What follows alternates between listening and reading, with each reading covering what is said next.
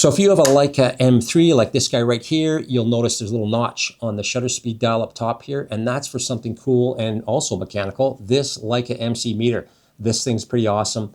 I don't know how it's still working, but it's from 1965 and it's still working. Some kind of witchcraft. I'll show you how to put it on. I'll show you how to use it. This works great. I use it from time to time. Just a cool accessory, another mechanical, awesome piece of Leica stuff.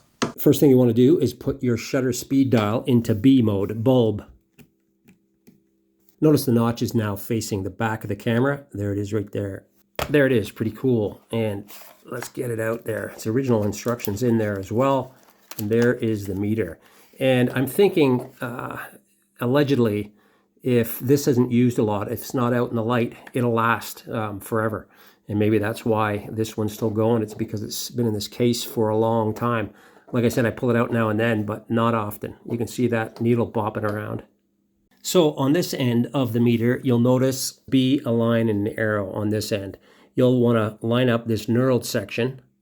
There's a line. You just want those guys lined up. On the back side, you'll notice a small little pin. That guy lines up and goes into that notch that's on your shutter speed dial. So on the back of this guy, it's got a plate, and that plate fits on the accessory shoe, and you just flip it over.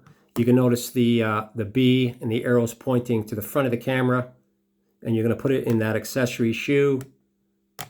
And then what you're going to do is this guy's spring-loaded. You just want to bring him up a bit, and then he'll pop right into that notch. And push it in, it clicks down, it's locked in, ready to go.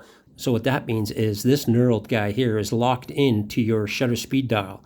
So when you turn it to change shutter speeds, it'll adjust the meter. I'll show you this guy in a second. When you take this guy off, you want to line up these same lines as you did before and lift up this knurled piece, that spring-loaded guy, just kind of pull him up a bit and he'll slide off. So here we go. This is a pretty cool little unit here. So this is your ISO or ASA dial here. You move it by grabbing it with your fingernail or whatever and moving this thing around and the whole plate spins. This readout here is your DIN. So ISO here, or ASA.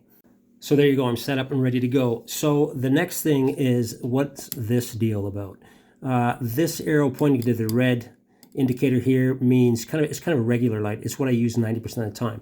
If you go into here, you're looking at extreme light, like 12 o'clock sun, maybe in the desert. I use this most of the time. And this coincides with these numbers. All right, guys, here we go. Quick and painless, I hope. So I got a flashlight pointing at this thing, and if I face into the light, I get a higher shutter speed, or the needle's moving. If I face away, turn this thing away, it drops down. That's also a lower shutter speed, and you'll see that in a second. So let's just say we're going outside. There's our light right now. It's set right there, and I'm still in bulb mode here, so I got to change that. I want to shoot it around, let's just say 2/50th of a second. I'm going to crank this guy. Of course, it's connected to my shutter speed dial, and that's how that's working, as we saw earlier. And now my triangle's pointing to 2/50th of a second, so we're good to go. We look across here, and we're going to match up the aperture. It's showing her in between f4 and f5.6, so I would change my aperture on the camera. So let's just say I want to underexpose a little bit.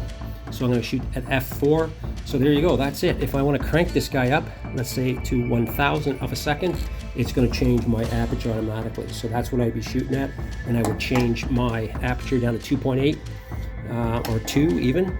That's how it goes. If I want to slow this guy down, crank it over to, let's say 1/15th of a second, it's going to want an aperture of an f16-ish.